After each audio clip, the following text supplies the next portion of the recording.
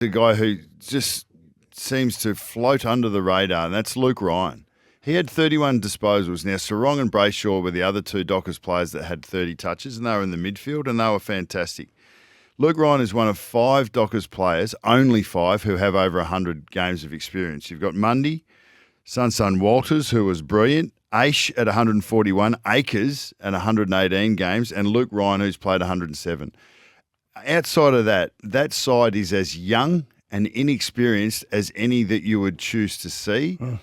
So you're looking, so where's the composure come from? And Justin Longmuir spoke about doing mental skills training over the last 3 years, but where's the leadership and the composure on ground?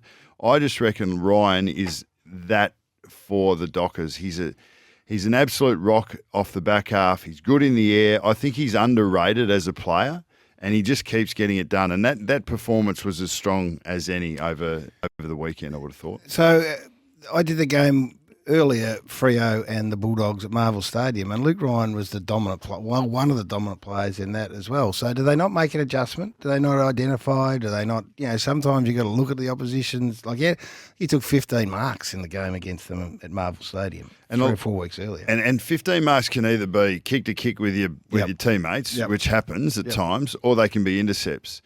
Now, he's equally adept at both. He's a very good user. He's great in the air. He positions himself really well. So sometimes it's not always the contest that you get yourself in as a defender. It's actually where you put your body, which forces the ball away from you and to a different area. And he does that as well as any. But I was just struck by how young that side was to be able to have a 54-point turnaround in actual terms, from a 41-point deficit to a 13-point win was amazing. Oh, look at it. Jaya missed 2 games. Brendan Walker, 29 games. Michael Frederick, 37 games. Heath Chapman, 21. Hayden Young, who's a gun, 33 games. Nathan O'Driscoll, 10. Like, these guys are just... So it flies in the face of the 50 game. They're going to get 50 or 60 games into them. Well, they've come back from 41 points down in a cutthroat final with these players. It was a phenomenal effort. And on the flip side for the Dogs is really disappointing. And they just didn't find their mojo through the whole year. So Fits and starts. Let's get to the Dogs in a second. So your answer to the question, the leadership with Ryan and everything else, is really, I think, because we saw it everywhere. We saw it with Pendlebury, we saw it with Selwood, we saw it with Neil, we saw it with Oliver. These good players. There's the emergence of Sarong and Brayshaw. I mean, they're going to go hand in hand. Dangerfield, Selwood, that's them for the next 10 years. And gee, you're blessed as a footy club when you're able to identify the talent, first of all, from a drafting point of view. And Brayshaw, we know, was an early pick, but Sarong was in towards, I think, 8 or 9. Yep. And they get it right, and then you get it right and you hold your breath, right? You say our investment at the draft is so severe. Well, that final then is the great payoff. That you sit back and go, we got it right. We got our first draft picks right, and they are going to drive us for 10 years. And if they're doing it at this stage of their careers, then the capacity is to keep pulling. There's no guarantees, but the capacity to keep pulling it together and keep growing and keep improving. I mean, Frederick, Switkowski, Schultz as high forwards who their work rate up and back. That was what they built their game off early in the year, and I'd expect a really good, strong showing from them against the Collingwood, who's going to put fierce pressure on them. Ooh, we look forward to that in the last hour. We'll look forward to the 2 finals that are coming up.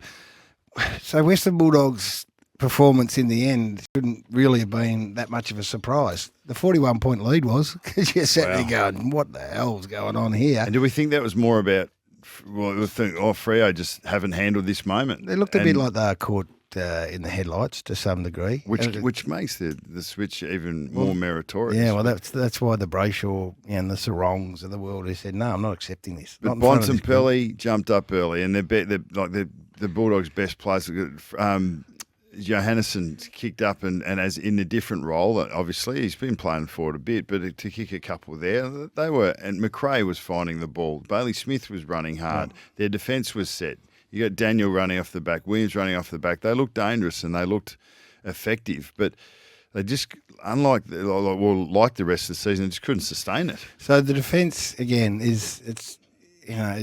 Western World fans and maybe coaching staff and don't like it, but it's the reality. So they give up 11 goals to 2 in the last 3 quarters after giving up 16 goals to 1 in a grand final. So this is the addressing, and it's not just the individuals, it's the way you defend and defend ball movement and all that sort of stuff, but it is the reality. And when we looked at it, they were bottom 4, I reckon, for the year in conceding scores once it goes in. Yep.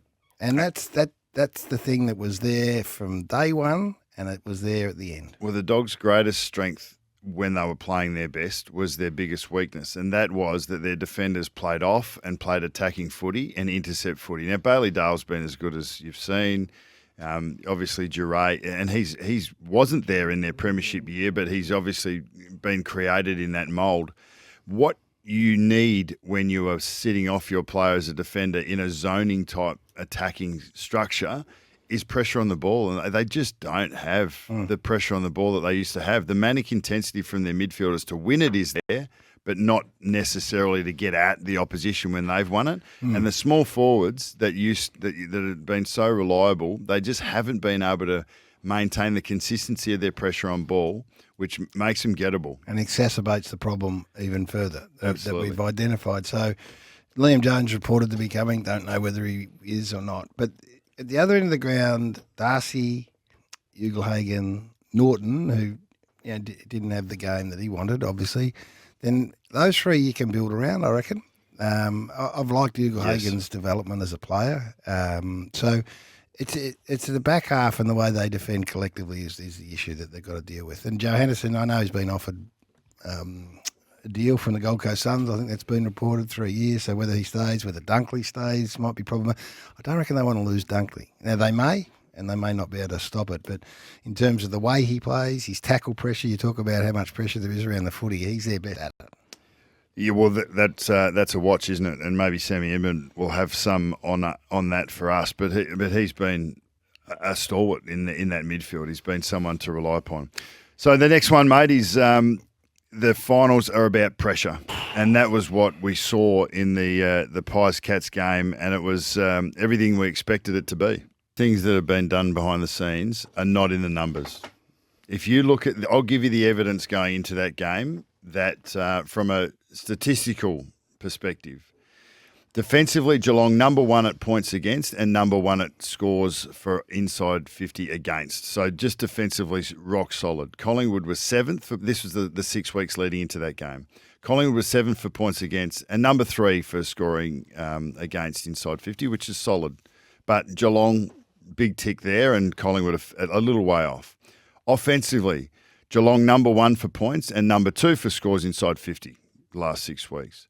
Collingwood number 12 for points aggregate, 4, and number 15th in the comp for scoring for their inside 50. So a massive difference in offensive profile. So there's only 3 phases, defence, offence, and then the other one is contest. And in the 6 weeks leading into that game, Geelong were number 5 for contested possession differential and number 9 for clearance. So that's middling.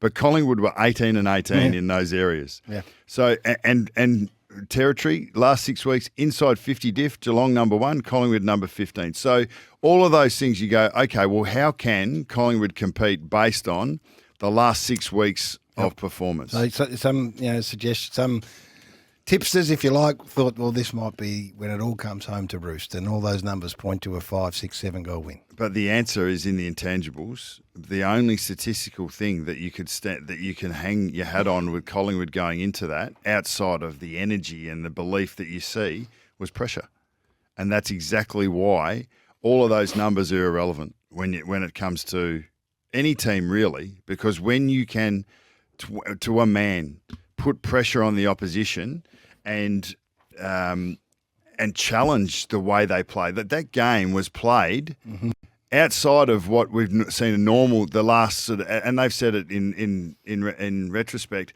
The Geelong players said that game was different to the games that we've been able to set up in the last 13 weeks of our wins.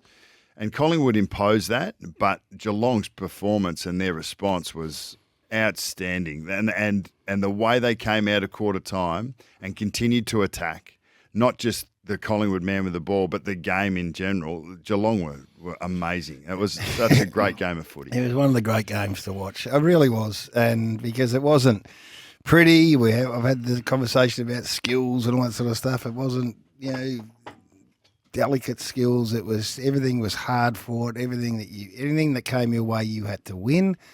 And their heroics were there for everyone to see, whether it was the way the Dacos boys started, so the prodigious talent early in the piece, whether it was the way Jeremy Cameron, I thought it was the starts for Geelong in qualifying finals have been a big issue, and they were again, except for him, who kept sticking his head up, and then eventually was a match winner. Tom Atkins last quarter, he's had 12 possessions, 8 of them contested, 4 clearances. Just put that into some perspective when you're trying to come up against a side that have forgotten how to lose a close game. Yep. Selwood I loved, and I say this unashamedly, one of my all-timers, right? And I'm looking at the start of that game thinking, I just think this might be too quick for him. And yet by the end of it, he's as influential as the top half a dozen in the competition. Pendlebury's leadership was superb. The Howe and Cameron matchup, the Hawkins and Moore matchup, it was just a beautiful, tough, one of the toughest games of footy I've seen, and it was great to be there. Ash Johnston's snap from the boundary where he put it like 3 weeks earlier was just a photo replay, an absolute replay of what it said. And then Jeremy Cameron goes preferred foot against the fence and laces that. And Rowan and and Cameron's contested marks at the top of 50 and then finishes from outside 50. Oh, look, the game had everything. Dangerfield and Selwood starting on the bench. What's your take on that? I'm sitting there thinking, from where I want my influences, probably not what I want, but Chris Scott's hadn't done anything wrong this year. So you back him in, get it right. We spoke the danger post game. Not sure he was overly thrilled with it, but it's about accepting your lot, accepting that Atkins is being the midfield man. It's that Guthrie's the midfield man, that Holmes is, developed into a player that you powerful. want. Oh, the running of Holmes. Powerful. What was that rundown of Josh Dacos on the wing? Yeah. Like it looked like he's out. Josh isn't a slow player, but my God, he's just looked like he just absolutely swallowed him up. I could talk about this game for hours. The coach of the Collingwood Footy Club post-game, Nathan Buckley's here. We deliberately haven't discussed this, so I don't know his take on it. I've got my own thoughts on it. What say you? I think that's fantastic. I think it sets an expectation around where they want to be long term, but it sets up his players for that they're not done yet. I think the way to see, if you use the analogy of September being a game of footy, so it's 4 weeks as a game of footy, so each week's a quarter.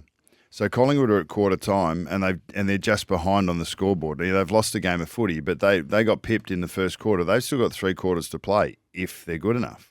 So they go in the second quarter. You don't lie down there. The challenge is still in front of them, and they're not done.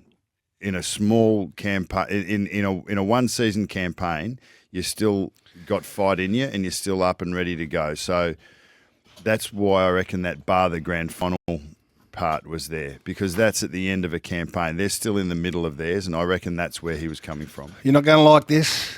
You don't like it. You're not going to like this. Because I could not agree with you more. I think it was arguably the best thing I've heard from a coach all year, post-game. I absolutely loved it. I'm trying to work out why Collingwood are so good this year under their coach. I'm seeing his presses. I get to talk to him at Fox every 6 weeks when we bump into each other, and I'm understanding how good. I'm hearing you talk about him. I'm hearing Jonathan Brown. I'm seeing how the relationship builder that he is. What I saw after that was this get-down, dirty dog competitor. Which you add that to everything else that I'm seeing and hearing. I absolutely loved it, and the message is so clear. Don't feel sorry for yourself. All that is making it about you and feeling sorry for yourself by lying on the ground. Get up, shake your head, shake your hand, and get off, and let's get ready for the next. And I thought it was magnificent. I spoke to Jonathan Brown, who's teammate of Craig McRae's, on the Saturday night, and he said that it was very Lee Matthews.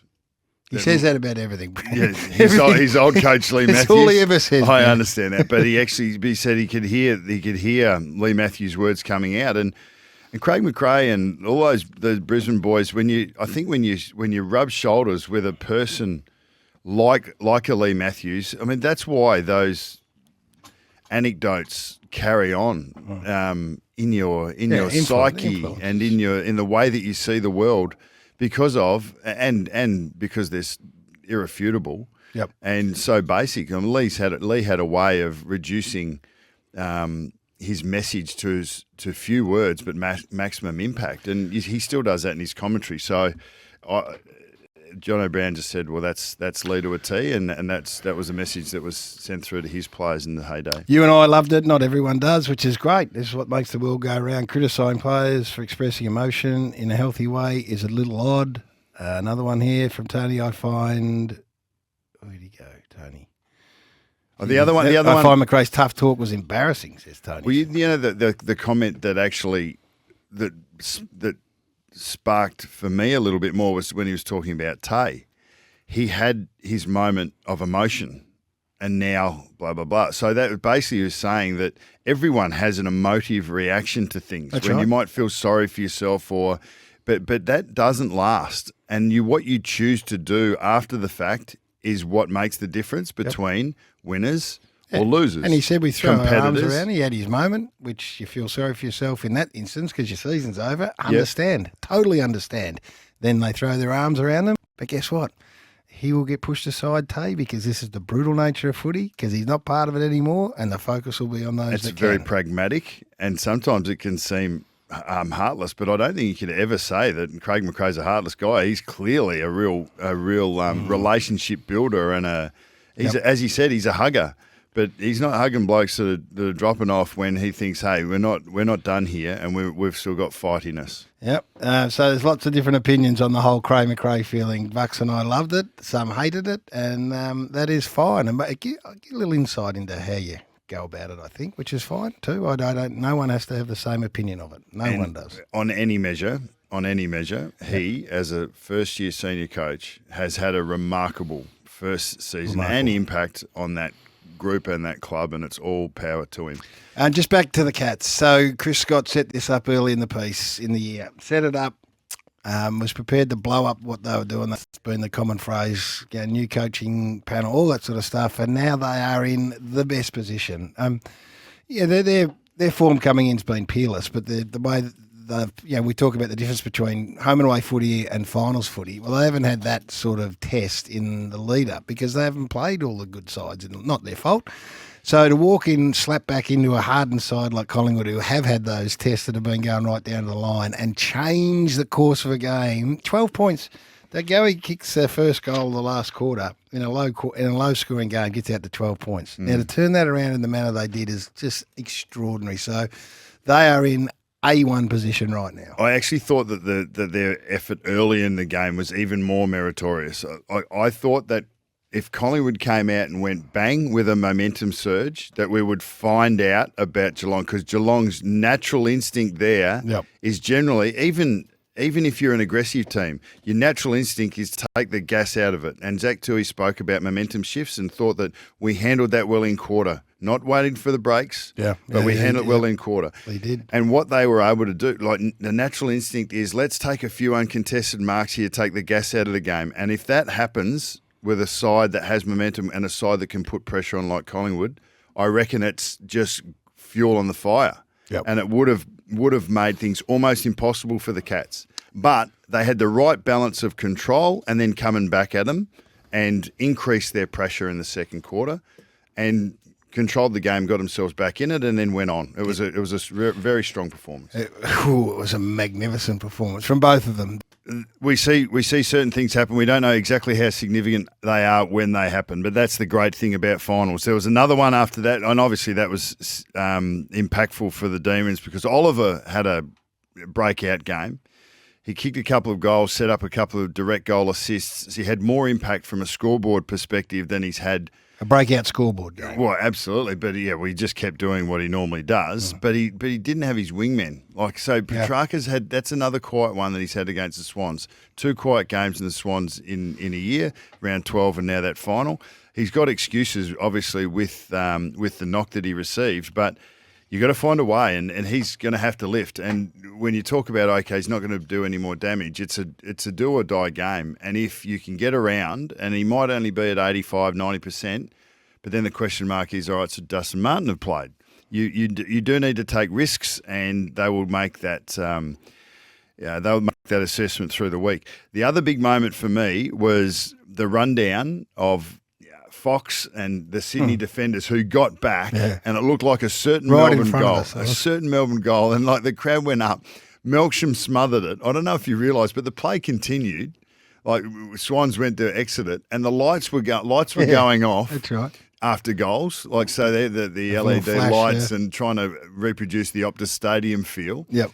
And during the play, after that bit of it was that significant. It was that impactful. Whoever had the button pressed this is a sensational moment. We're going to turn the lights on.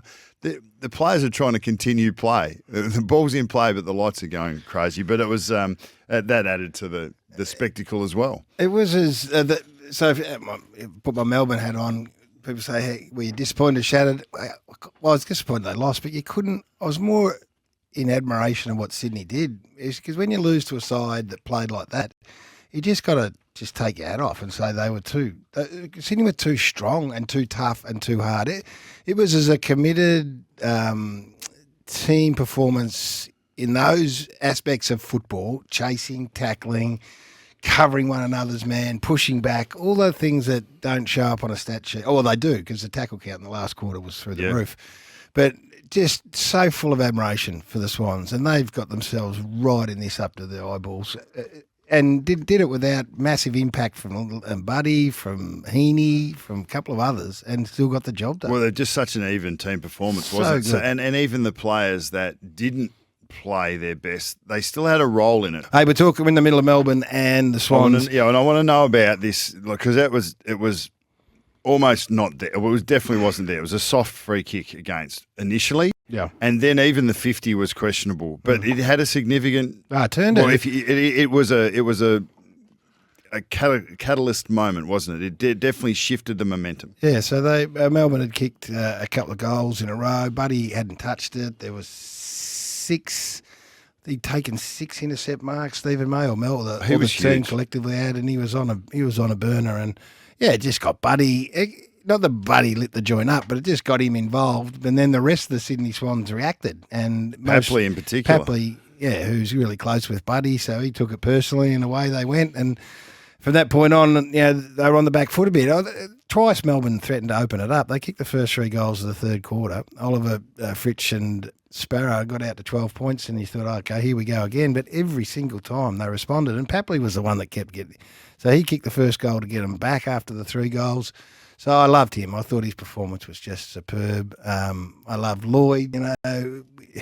Parker and Mills we always talk about because they're right slap bang in the middle of it. But just it was unconditional. I guess that's the thing that strikes me about the Sydney Swans. That they were unconditional all over the ground, and not just for periods, for the whole game. And we speak about that even effort. You talk about Tom Papley and how significant he was in the first half. 12 disposals, all in the front half, and just his energy. Every time he was the ball was in his vicinity, 20, 30 metres, it just looked like, my God, he's going to impact it.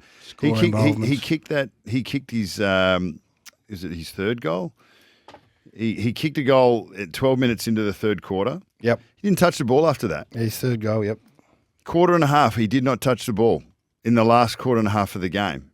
But he had a significant influence up to that point. He only had the 2 touches in the second half. So that shows that you have, in finals, you have your moments. Yeah. In finals, you've got to, when you've got your time to shine, you shine. But good teams they've got players that can, across the board, that can step up and get it done. 2 goals he kicked. We spoke about Buddy on the night, and we thought that maybe sort of times he was well beaten, which hasn't happened in his career too often, but he was just so well beaten that there was a chance for him. And he will do this, and I've heard his teammates talk about this, is to play, as a decoy, but to take May to a place where he couldn't influence and then let Reid, who then went and kicked two. He actually came off the ground and then Reid kicked 2 goals.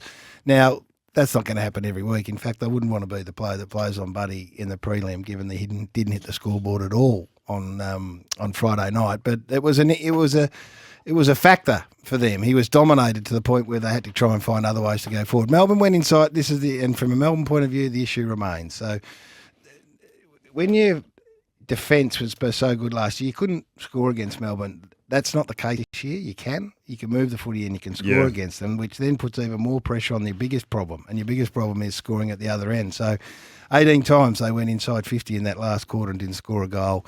Melksham and Brown and Pickett had 7-5 and 4 possessions, 2 goals, and had no presence. So that continues to be the struggle for them. Their midfield, without Petrarca, Oliver was fantastic, as he always is, and continued to punch away. But they had enough looks inside 50, but just can't convert. So they're going to have their work cut out. They're going to have to bounce back against the Lions this weekend. And Sydney were dominant in turnover scoring, and so that's really a balance of your defensive efficiency with your offensive efficiency. And Sydney have been huge in that. Geelong have been number 1 throughout the comp the whole year. Like Fremantle defensively were huge, but they weren't scoring. But the balance of it, Geelong and Sydney have been, and Collingwood outside of contest have been the 3 that have been able to do it. Richmond was the other one that was really good in that transition game. But we shouldn't be surprised with what we get. And I suppose the Thursday night game was an example of that. So we had the 2 highest scoring aggregate, highest scores for aggregate, playing against one another, and we got a shootout. Yeah. So in the end, that one for me, the game on the Thursday night, finals are about, in that one, matchups. And there's 2 matchups in particular that I thought really, really stood out. Lachie Neale, what an exceptional game that he played. And is that a surprise to anyone? No, it's not. So you wonder, and we'll end up unpacking that. The second one, which was on the flip side, you've got Starcevic who comes back into the side. And he didn't play in the game that Richmond were able to run over the top of Brisbane. Yep. And Shai Bolton was amazing in that home and away match. Yep. But you look at Starcevic's job on Bolton, and he won't get a lot of credit for it. And Bolton only had the 3 touches after half time. And that particular contest takes a match winner out. In a high-scoring game, in a high-transition game, you expect Bolton to be a guy that's going to get on the end of that and have real impact. So Starcevic had a fair bit of work to do, off ball, on ball, and so the Brisbane go, all right, we're going to lock. He's a defender. We're going to lock down on this guy and we're going to take him out of the contest, which effectively they did. He had his moments, Bolton, but for the large part he took him out. And Richmond's incapacity or unwillingness to actually go and do that. They tried to do it with Pickett. But they just haven't they don't have a player that was maybe outside of Jack Graham who was injured. They don't have a player that's schooled up to do that, and it cost them. Yeah, and we've discussed this philosophically throughout the course of the year. And I've said this consistently, not on the back of what happened on Thursday night, is that I think Lachie Neale to Brisbane is as important as any player. Yep. So, if you are ever going to go after, not when I say go after, go and tag someone and try and put work into him, then that's the game, particularly with the way their midfield has been going in recent times, and Lyons wasn't there as his supporter who's been in ordinary form. So this weekend Melbourne play them. The week before it was Brayshaw. Brayshaw didn't tag Lachie Neale. He just played against Lachie Neale, and they were pretty much even by the end of the night, which is a massive win. It's a massive win. If there was no one in Richmond's midfield that was even with Lachie Neale by the end of the game. And no one on the ground was even with Lachie Neale. So 15 clearances is significant, especially when McInerney goes down early and you've got a ruck dominance. And then Curvis was huge. So you've got a ruck dominance. Brisbane end up winning the clearances. They win hit-outs. Was magnificent. And for me, that's where the ruck role is. The ruck role is just a competitor. Someone who's prepared to put a body in the line. The type of contest you want at ground level, the only difference with the ruck roll is that you need that contest in the air in clearance, in stoppages. Yep. Because once the ball hits the deck, you're the same as everyone. And so the ruck role is crucial to be a combative player, Yes. a big-bodied combative player at stoppage, and then go and help us in the air. But I think it's overrated. Like the hit-out stats are overrated. Yeah. And Lachie Neale made half of Richmond's clearances were Nankervis taking out of the air. Yeah. So if he was tapping it, Brisbane were winning 3-1 on the ground, whilst Richmond were winning 3-1 taps. It's true. He was big, Nankervis, but at McStay, I thought his competitiveness was superb. And the other one, and I'm going to go back and have a look at this, but Zorko, who's been under enormous pressure going into that game, some of his kicking, I thought his ball use when they needed it most was really, really significant. So I thought he stepped up as well. Joe Danaher did what Joe Danaher does. Looked like he was going to cost them the game. He was jumping over blokes, 3 minutes early before everyone else, and then kicks the winner. So this was a typical Joe Danaher sort of a game. So we know what Melbourne's record is against Brisbane as we look forward. Mm-hmm. Brisbane get Rayner back, they get Ainsworth back. We don't know what Lyons is going to do. He was apparently still hobbled by a groin injury. Played the day after, so we don't know where that. But they had a couple of fresh players coming back, and as I said, I thought that their steely resolve was evident. It was one of the great wins for them, and it's been lost. No, it hasn't been lost because it's been celebrated on Friday, and then these other ensuing games have taken much of the spotlight. But it won't be lost on any of them, which will give them some great confidence. And they've got to come back now. They've been bullied by Melbourne a bit. They've been, I wouldn't say bashed around, but they have been bullied a bit, and they'll address that. And I reckon they went over the top on it. Like the same thing had happened in the previous weeks times they'd played Melbourne, and they made a lot of noise about how they had to be harder and tougher. And it became a focus to the detriment of everything else. And I think they'll learn from that. I reckon they'll go, we've got to be harder and tougher, but let's not, and don't get sucked into the sledge. Let's just play. And if they just play and attack and take the game on the way they did, then there'll be a chance. And will they be? Well, history says no, but they're going to get Melbourne been beat up a little bit. They've got the Petrarca injury, they've got the Spargo injury, they've got a couple of other things that are going against them. And they're going to the MCG, which hasn't been a great spot for the Lions, but they'll think they can. Happens every year, doesn't it? The qualifying final losers against the elimination final winners. Yeah. And we always feel like that there's a qualifying team that we expect to go out in straight sets. Yep. But obviously Melbourne and Collingwood will go in as strong favourites. I think Fremantle's game, when they put it together, and they can put it together, I think that can really challenge Collingwood. And I think Brisbane, the attitude I witnessed last Thursday night, I think if they carry that through with the experiences of, as you said, about going over the top, I think that has them in pretty good shape. I think we'll get two pretty good contests again. Well, I'm sure we will.